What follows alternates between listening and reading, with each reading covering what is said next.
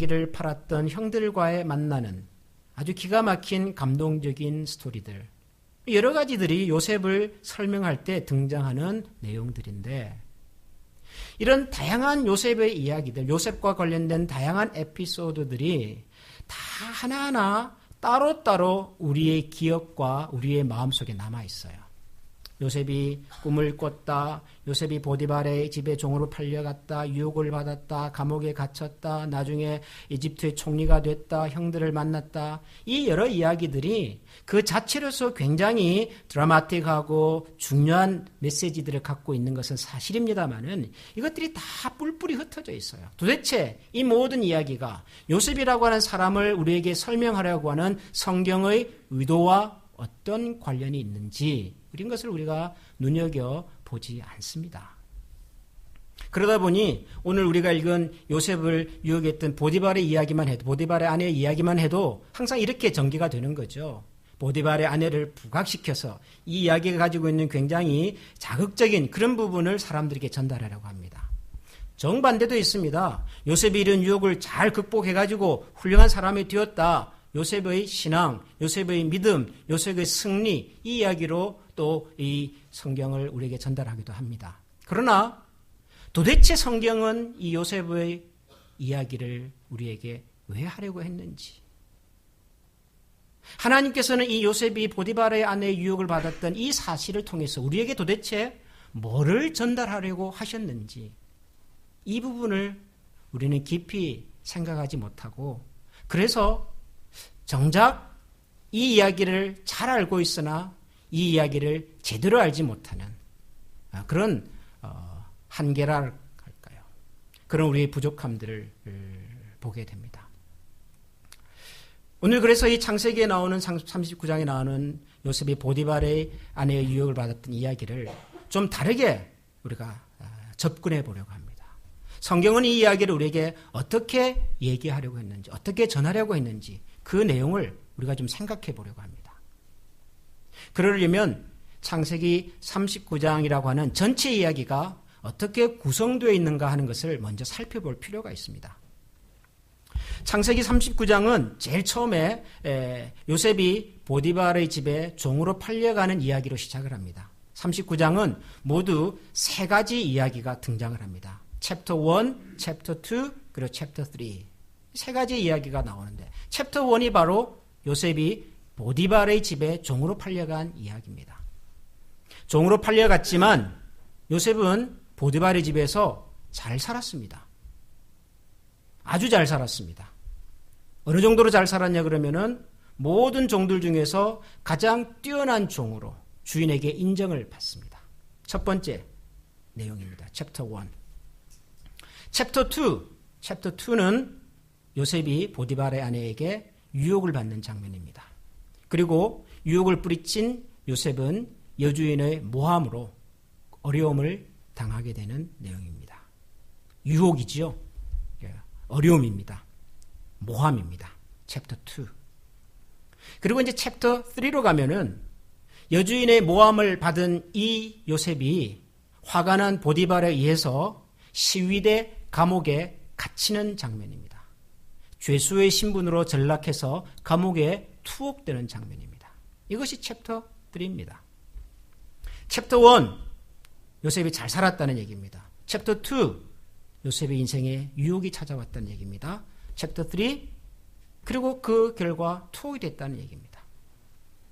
그런데 이 창세기 39장의 마지막 부분, 요셉이 감옥에 갇히는 그 장면을 가만히 들여다보면 좀 묘한 분위기를 느낄 수가 있습니다.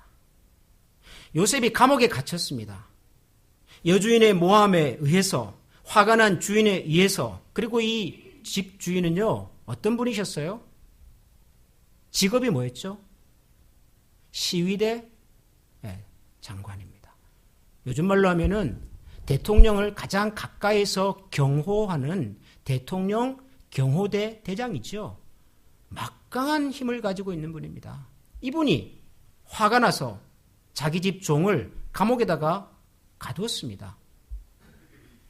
그러면 이건 끝인 거죠, 끝. 바로왕 다음으로 가장 강력한 힘을 가진 분에 의해서 그분의 미움과 그분의 분노를 받아서 감옥에 투옥이 됐단 말이에요. 그러면 끝이에요. 요셉은 이집트 사람도 아니고 유다에서 팔려온 한갓 종인데요.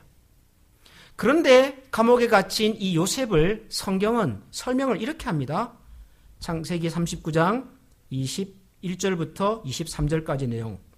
여호와께서 요셉과 함께 하시고 그에게 인자를 더하사 간수장에게 은혜를 받게 하심에 간수장이 옥중 죄수를 다 요셉의 손에 맡김으로 그 재반 사물을 요셉이 처리하고 간수장은 그의 손에 맡긴 것을 무엇이든지 살펴보지 아니하였으니 이는 여호와께서 요셉과 함께 하심이라. 여호와께서 그를 범사에 형통하게 하셨더라. 감옥에 갇혔어요. 요셉이 죄수입니다. 시위대 장군의 진노를 받아서 미움을 받아서 지금 감옥에 갇힌 죄수인데 그 감옥에 갇힌 죄수 요셉을 성경은 뭐라고 설명을 하냐 그러면은 하나님께서 요셉과 함께 하셔서 그가 범사에 형통했다 그럽니다. 형통. 감옥인데요. 상황은 감옥인데요. 처지는 감옥인데요. 형통했다고 말합니다. 형통. 자, 그런데 창세기 39장에 처음에 등장했던 요셉의 이야기, 요셉이 보디발의 집에 종으로 잡혀갔던 그 부분을 읽어봐도 여기에 똑같은 표현이 나옵니다. 39장 2절과 3절을 보면 이렇게 설명합니다. 여호와께서 요셉과 함께 하심으로 그가 형통한 자가 되어 그의 주인 애굽 사람의 집에 있으니 그의 주인이 여호와께서 그와 함께 하심을 보며 또 여호와께서 그의 범사에 형통하게 하심을 보았더라.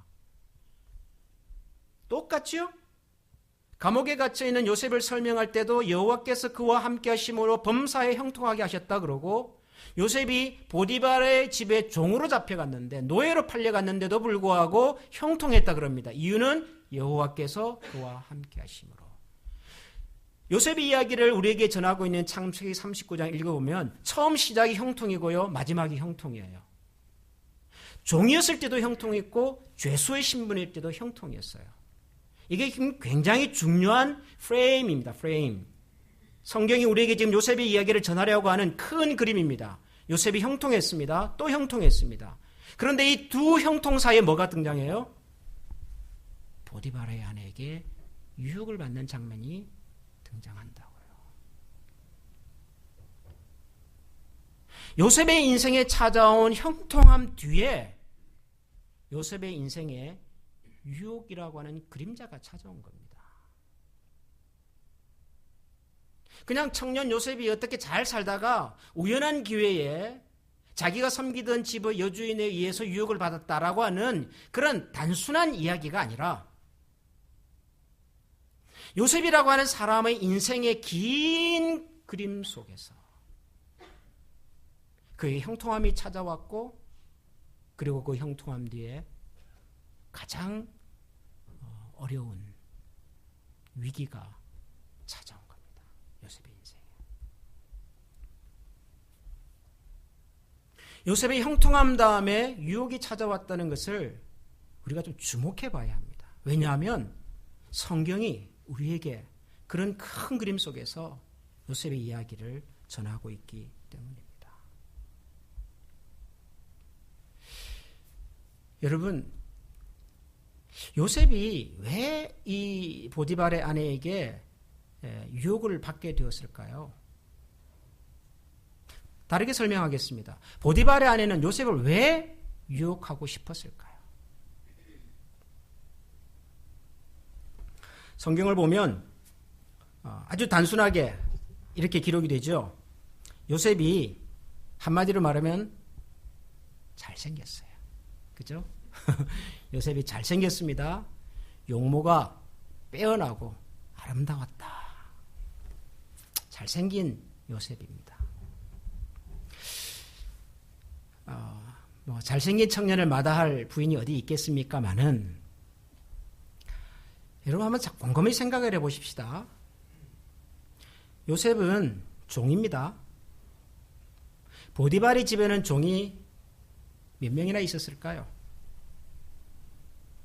시위대장의 집에 종은 몇 명이나 있었을까요? 바로왕 다음으로 가는 권세와 힘과 부를 가지고 있었던 그 시위대장의 집에 종은 몇 명이나 있었을까요? 모르긴 해도 많았을 겁니다. 그렇죠? 많았을 겁니다.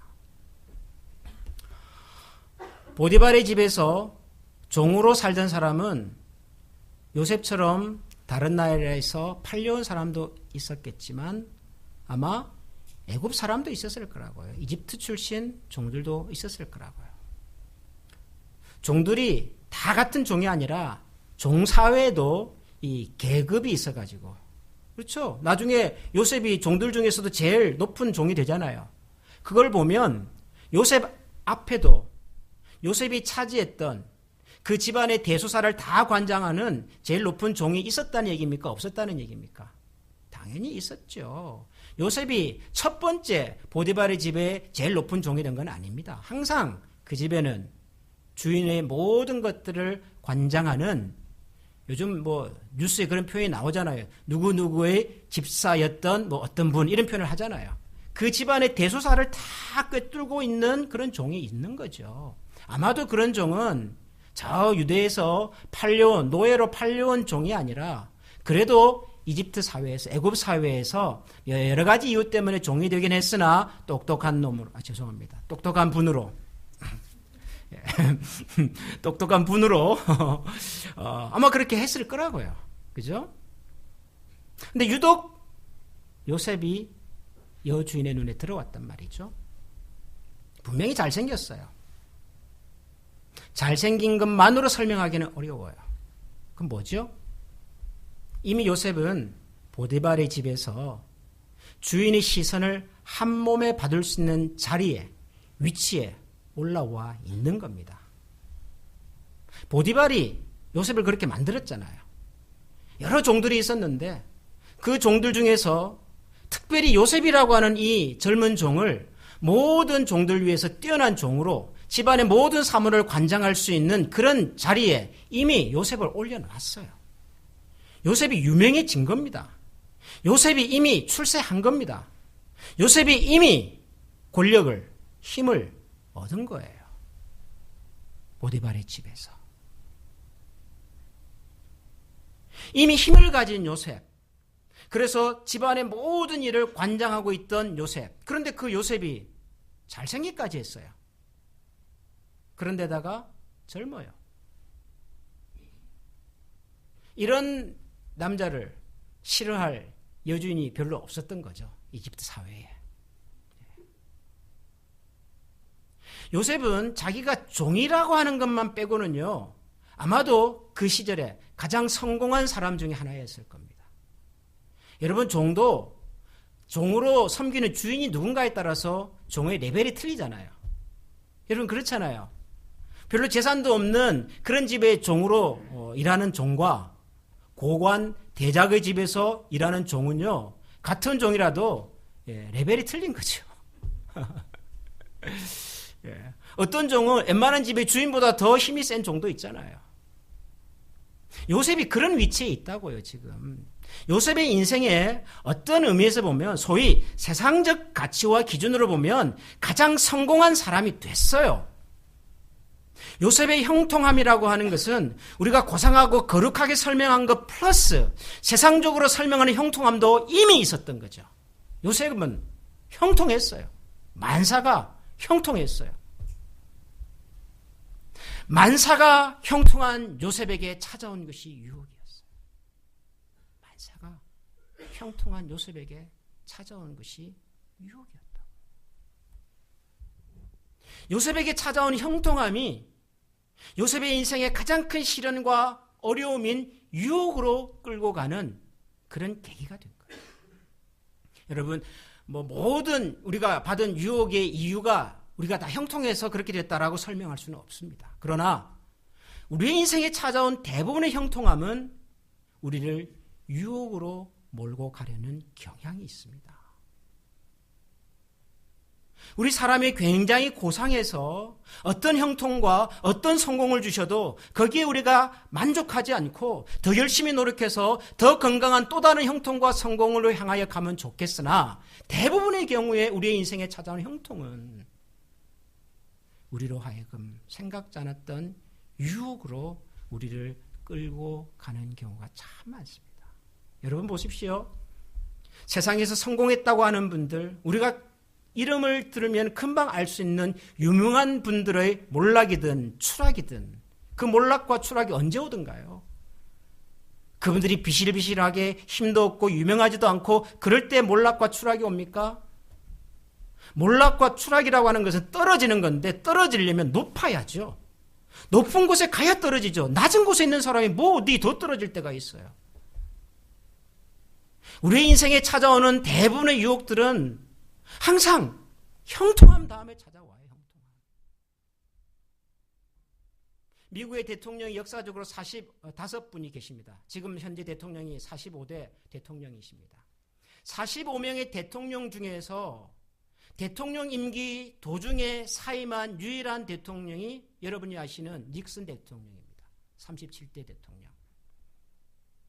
근데 이 닉슨 대통령을 몰락하게 만들었던 그 워터게이트라고 하는 그 사건은 언제 일어났던가요? 닉슨이라고 하는 정치인이 여러 번 도전을 합니다. 대통령이 돼보려고, 상원의원이 돼보려고 번번에 실패를 하다가 대통령이 됐어요. 36대 대통령이 됩니다. 첫 번째 임기를 잘 마쳤습니다. 두 번째 임기를 위해서 또다시 대통령이 도전을 했습니다. 이겼어요. 어떻게 이겼는 줄 아세요? 50개 주 중에서 49주에서 승리를 했습니다. 역사상 전무후무한 기록으로 대통령이 당선이 됩니다. 그 정도로 닉슨 대통령의 인생에 있어서, 정치 인생에 있어서 정점을 달리고 있었던 때입니다. 워터게이트는 그럴 때 찾아오는 겁니다. 50개 주에서 40개 주를 이길 수 있는 그런 명성과 그런 형통함 뒤에 유혹은 찾아오는 거라고요. 다윗의 인생에 찾아온 위기가 다윗이 바울 왕을 피해서 도망다니던 시절에 찾아오지 않습니다. 모든 것이 자기의 뜻대로 자기의 능력과 손아귀에서 다 컨트롤이 될 수 있을 그때 찾아오는 거죠.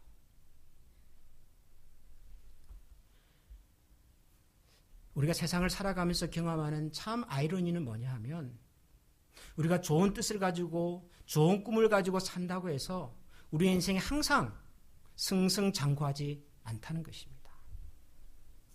요셉이라는 사람을 설명할 때 가장 중요한 핵심 단어는 꿈이라고 제가 말씀을 드렸습니다. 요셉은 꿈을 가진 사람입니다. 꿈을 발견한 사람입니다. 꿈을 이루어갔던 사람입니다. 마침내 그 꿈을 이룬 사람입니다.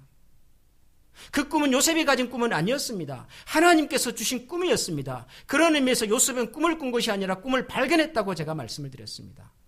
그렇게 시작한 요셉의 인생입니다. 그러나 하나님이 주신 꿈을 가진 사람일지라도 그의 인생에는 항상 좌절과 어둠이 있습니다. 꿈을 가졌다고 해서 모든 것이 만사형통하지 않습니다. 승승장구하지 않습니다. 꿈을 가진 사람의 인생에도 반드시 저항이 있기 마련이고요. 어둠이 찾아오기 마련입니다. 모든 사람들이 꿈을 좋아하지 않습니다. 모든 사람들이 꿈을 가진 사람의 이야기를 듣고 싶어하는 것은 아닙니다. 꿈을 가진 사람이 오히려 부담스럽고 그래서 꿈을 가진 사람들을 견제하고 싫어하고 미워하는 사람은 항상 존재한다고요. 요셉의 형들처럼.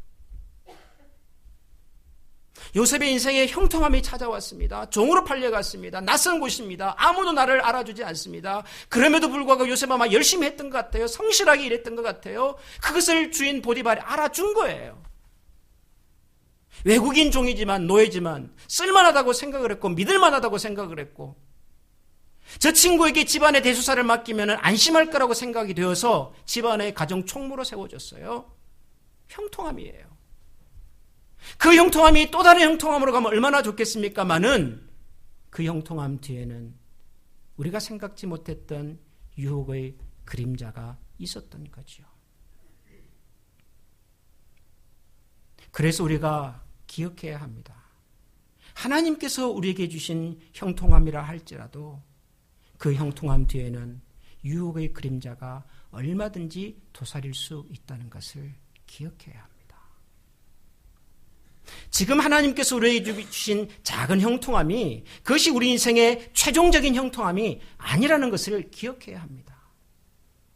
하나님이 지금 우리에게 주신 작은 형통함 속에서 우리가 하나님 앞에 어떻게 반응하고 하나님 주신 이 형통함을 어떻게 고백해낼 수 있는가에 따라서 우리는 유혹의 끝짝으로 가서 몰락의 길을 가기도 하고 혹은 비록 유혹이 찾아와도 유혹을 딛고 또 다른 하나님의 형통함으로 가는 사람이 되기도 하는 거죠. 중요한 것은 이것이 형통이냐 유혹이냐가 아닙니다. 내 인생에 찾아온 형통함과 이 유혹의 배후에 누가 계시는가 하는 것을 볼 줄 아는 믿음의 눈입니다. 보디발의 아내가 요셉을 참 집요하게 유혹합니다.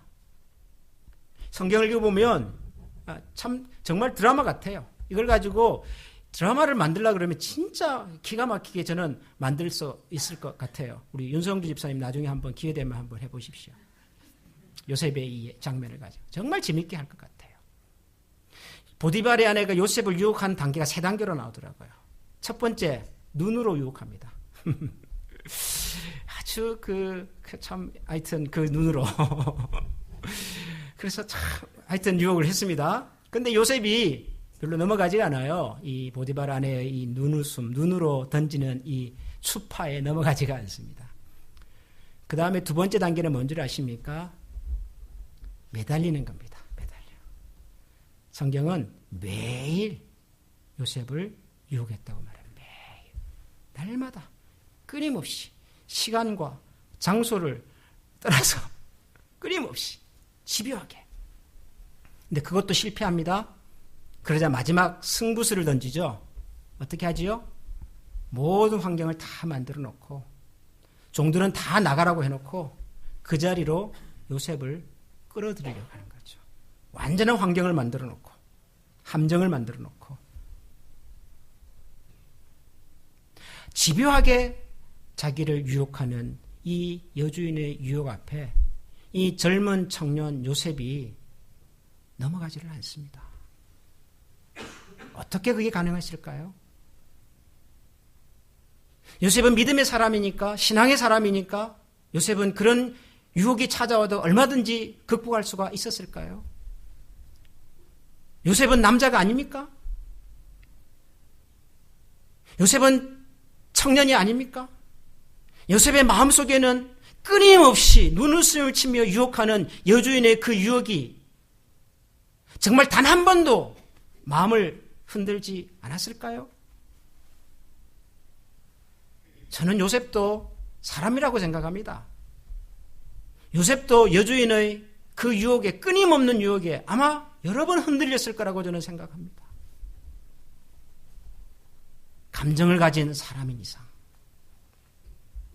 그런데도 요셉이 끊임없이 유혹하는 주인의 아내, 여주인의 유혹을 극복합니다. 어떻게 해요? 요셉의 표현을 빌리면 이런 거죠. 내가 이런 악한 일을 함으로써 하나님에 대하여 죄를 짓고 싶지 않습니다. 하나님에 대하여. 주인도 없는 자리, 종들도 없는 자리, 오직 여주인과 요셉 단둘만 있는 자리이기는 하나 요셉은 이 상황과 내 마음의 중심과 그리고 모든 것을 살피시는 하나님이 있음을 그는 기억했던 겁니다. 자신의 행동과 자신의 생각이 주인에 대한 배신, 여주인에 대한 배신, 나를 사랑해줬던 사람들에 대한 배신이기 이전에 나를 이곳에 세우신 하나님에 대한 배신이라는 것을 그는 알았던 거예요. 하나님에 대한 신뢰를 제가 거스릴 수가 없습니다. 어느 누구가 끊임없이 우리에게 찾아오는 유혹 앞에 든든하게 설 수가 있겠습니까? 어느 누가, 세상에 어떤 사람이, 어떤 위대한 사람이, 어떤 거룩한 사람이, 어떤 지도자가 끊임없이 우리에게 찾아오는 날마다 던지는 그 유혹의 눈짓 앞에서 어떻게 우리를 지킬 수가 있을까요? 그건 불가능한 것입니다. 한두 번은 모르겠으나 매일같이 찾아오는 유혹 앞에서 끝까지 견딜 수 있다고 하는 것은 우리의 힘과 우리의 능력으로는 불가능한 것입니다. 그러나 가능합니다. 언제? 지금의 나를 살피시는 하나님이 계시다는 사실을 알면. 지난 몇 주간 동안 우리 한국 분들이 정현이라고 하는 젊은 테니스 선수 때문에 굉장히 즐거워하셨잖아요. 어른들 좀 아시죠? 정현이라고 하는 한국의 22살짜리 청년 테니스 선수가 US 오픈이라고 하는 테니스 대회 나가가지고 4강에 들었다. 이래가지고 뭐 한국 사람들은 물론이고 사실 테니스를 좋아하는 웬만한 나라에서는 큰 뉴스가 됐습니다. 동양 사람이 그렇게 잘할 수가 없는데, 더군다나 이 친구는 대학교 지금 몇 학년이죠? 22살이면 3학년이나 됐을까요? 젊은 친구가 한때 전 세계 1등을 했던 선수를 꺾고 말이죠. 자기보다 랭킹이 몇 배 높은 사람들을 꺾고 막 올라갔잖아요. 전 세계가 관심을 기울였습니다. 결국 4강에서 발의 부상으로 인해서 경기를 중단할 수밖에 없었지만, 이 친구가 이제 한국에 들어와서 많은 분들하고 이제 인터뷰도 하고 하는 기사를 제가 보았습니다. 한 인터뷰에서 질문을 이렇게 했습니다. 경기가 굉장히 힘들었을 텐데, 세계적으로 아주 잘하는 선수들을 만날 때마다 부담이 참 많았을 텐데, 그 힘든 순간들을, 그 힘든 경기를 어떻게 잘 극복할 수가 있었습니까? 그런 질문을 했습니다. 실제로 이 선수는 경기 도중에 발에 물집이 생겨가지고 거의 경기를 할 수 없는 상태에서 경기를 했더라고요. 나중에 알고 보니까. 어떻게 그 어려운 순간들을 이겨냈습니까? 극복할 수가 있었습니까? 그렇게 질문을 했습니다. 그랬더니 이 젊은 친구의 대답이 의외였습니다. 자기는 그런 어려운 순간이 오면은 경기가 끝났을 때를 생각한답니다. 혹은 내가 이 경기에서 이겼을 때를 생각한답니다. 내가 경기가 끝나고 난 다음에 그 기쁨, 자유, 감격, 환희, 내가 이 경기에서 이겼을 때 내가 누리는 그 기쁨과 감격과 환희, 그것을 생각하면 지금 내가 여기서 겪고 있는 이 고통, 이 어려운 환경, 이 순간, 이것들을 극복하는 힘이 생긴다. 그 청년이 그렇게 대답을 하더라고요. 그 현장과 그 환경에 주목하면 그 현장과 환경의 한계를 극복하기는 쉽지가 않습니다. 그러나 이 현장과 환경을 넘어선 다음에 거기서 우리가 누릴 기쁨을 볼 줄 안다면, 생각할 줄 안다면, 우리는 지금의 한계든 고통이든 유혹이든 이겨낼 수 있는, 우리가 생각지 못했던 힘을 갖는 거죠. 사랑하는 성도 여러분, 우리 모두 꿈을 가지고 다시 한번 시작해 보려고 합니다. 우리 개인이든 교회든 하나님께서 우리에게 새로운 출발과 새로운 시작을 열어주시는 것을 보면서 한 번 더 달려가 보려고 합니다. 우리는 하나님이 우리에게 어떤 그림을 가지고 계시는지를 보려고 하고, 그 하나님이 우리에게 그려주시는 그 그림을 따라서 한번 살아보려고 합니다. 꿈 이야기를 할 때마다 항상 제 마음에 조심스러운 부분이 뭐냐 하면, 연세가 많으신 어른들에게는 이 꿈 이야기가 나와는 상관이 없는 것처럼 들릴 수 있다는 생각 때문입니다. 꿈은 항상 젊은 사람들의 것이고, 꿈은 항상 우리 자녀들에 대한 얘기지, 나처럼 뭐 이제 인생을 살 만큼 살고 이제는 뭐 이런 분들에게 과연 꿈 이야기가 의미가 있는 이야기가 될 수 있을까? 그런 생각을 저는 합니다. 인생의 50, 60을 넘어서면서 대부분의 사람들은 뭔가를 시도하기보다도 이때까지 살아왔던 것들을 이제는 정리할 때라고 생각을 합니다. 맞습니다. 그때 뭔가를 또 하려고 하는 것을 욕심이라고 그러죠. 그걸 과욕이라고 그러고 심지어는 노욕이라고도 합니다. 그러나 우리가 꿈에 대한 얘기를 하는 것은 과욕과 노욕의 차원이 아니라, 적어도 하나님께서 우리를 이 세상에 보내셨을 때 그분이 나를 향하여 가지셨던 그 하나님의 그림을 위하여 그 큰 퍼즐을 맞춰가기 위해서 오늘도 내 가슴을 뛰게 하는 하나님의 음성과 메시지에 귀를 한번 기울여 보자는 거예요. 여러분, 없이 산다면 우리 인생이 얼마나 초라하겠습니까? 내가 20대든 30대든 40대든 나를 향해서 하나님이 그려가시려는 그 하나님의 큰 그림의 조각을 맞춰가고 있다고 하는 그런 의식이 없다면 우리가 이 세상을 무슨 재미로 무슨 에너지를 가지고 살겠습니까? 너무도 안타까운 것은 요즘 한국의 젊은이들이 뭐 비트코인이니 뭐 이런 것 때문에 돈을 막 쏟아였다가 그 값이 막 추락하니까 결국 어떤 청년은 목숨을 끊었더라고요. 우리가 살아가는 이 시대의 청년들이 그 비트코인에 자기 인생을 걸고 산다면 얼마나 안타깝냔 말이에요. 얼마나 안타깝냔 말이에요. 그거 말고도 우리가 할 수 있는 일이 얼마나 많은데, 해야 할 일들이 얼마나 많은데, 하나님이 나라고 하는 작은 사람을 통해서 어떤 일들을 만들어 가시는지 그 꿈을 보고 듣고 그 꿈을 이루어가는 과정이 만만치 않지만 저항도 있고 모함도 생기고 내가 원치 않은 유혹의 환경으로 나를 끌고도 가지만 나에게 형통을 주신 분도 하나님이시고 나를 지금의 작은 고통과 외로움과 서러움과 배신감과 모함 가운데 두신 분도 하나님이셔서 어떤 상황 속에서도 내가 그 하나님을 놓치지 않고 살아가겠다고 하는 그 중심이 있으면 여러분 요셉이 감옥에 가도요 죄수가 아니에요. 세상은 요셉을 죄수라고 말했지만 성경은 요셉을 하나님께서 그와 함께 하심으로 그가 범사에 형통했다고 말씀하신다고요. 지금 우리가 처해 있는 곳이 감옥 같을지라도 내가 지금 누구한테 배신을 당해서 유혹의 큰 위기 앞에 내가 지금 떨고 있을지라도 하나님께서 함께 하시면 범사를 형통케 하신다는 이 말씀 앞에 우리 인생을 한번 걸어볼 만하다는 거죠. 그래 보자고 우리가 이 말씀 앞에 다시 한번 다가오는 겁니다. 사랑하는 성도 여러분, 하나님을 주목하십시다. 하나님께 우리의 시선을 두십시다. 형통이든 아픔이든. 저는 그 찬송가 가사가 참 생각할수록 좋아요. 높은 산이 거친 들이 초막이나 궁궐이나 내 주 예수 모신 것은 그 어디나 하늘나라.